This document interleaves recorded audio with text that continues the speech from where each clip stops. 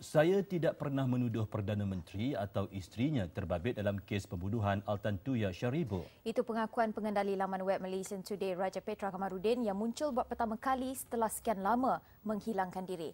Raja Petra berkata beliau didesak dan dipengaruhi untuk berbuat demikian oleh beberapa individu yang tidak mahu Datuk Seri Mohamad Najib Tun Razak mengambil alih sebagai Perdana Menteri. Dalam satu temubual eksklusif bersama Ashraf Abdullah yang menjejaki beliau di Perth, Australia baru-baru ini, Raja Petra berkata akuan bersumpah yang dibuat beliau pada 18 Jun 2008 hanyalah bersandarkan maklumat yang diperolehi daripada beberapa individu ini.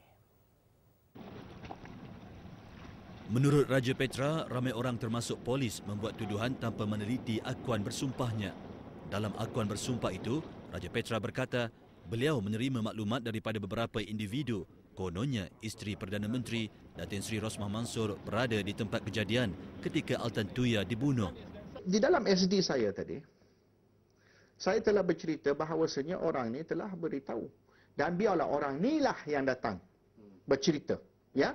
Dan pihak berkuasa perlu siasat. Dan panggillah orang ini.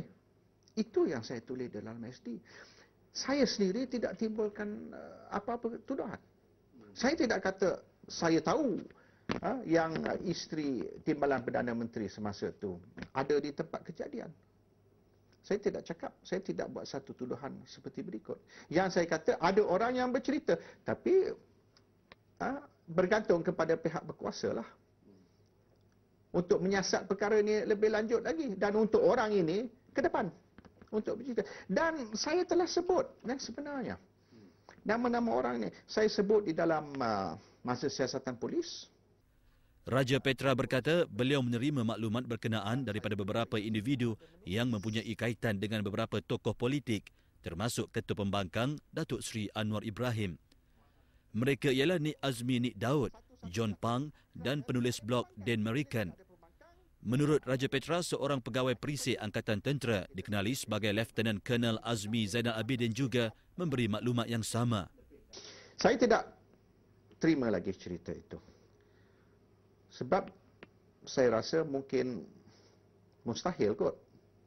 Takkanlah isteri Perdana Menteri nak pergi ke tempat tu dan kawasan tu kawasan hutan. Dan saya duk fikir dia nak panjat bukit masuk hutan tengah-tengah malam pukul 12 malam. Saya ingat mustahil kot. Tambah Raja Petra, tujuan mereka ialah untuk memastikan Datuk Seri Najib tidak mengambil alih jawatan sebagai Perdana Menteri apabila Tun Abdullah Ahmad Badawi meletakkan jawatan. Menurutnya dalam pertemuan dengan Nik Azmi, beliau bertanya kenapa beliau didesak untuk membuat akuan bersumpah itu. What do you hope to achieve? Dia kata, Pak Lah akan letak jawatan. Ya? Kalau kita tak blok Najib, ya, Najib akan jadi Perdana Menteri ganti Pak Lah. Menurut Raja Petra, beliau kemudian meminta Dan Marikan untuk mendapatkan pengesahan Datuk Seri Anwar. Dan Marikan pun kontak saya balik. Dia kata dia dah cakap dengan Anwar. Anwar bagi green light. Dia kata, okey, orang ni no problem. Apa dia cakap, boleh percaya. Anwar pun kenal baik dengan dia ni. Dan dia pun biasa jumpa Anwar. Lieutenant Colonel. Dia pun biasa jumpa Anwar. Dan dia pun banyak cerita kepada Anwar tentang semua isu ni. So proceed. Masa itulah saya pun proceed.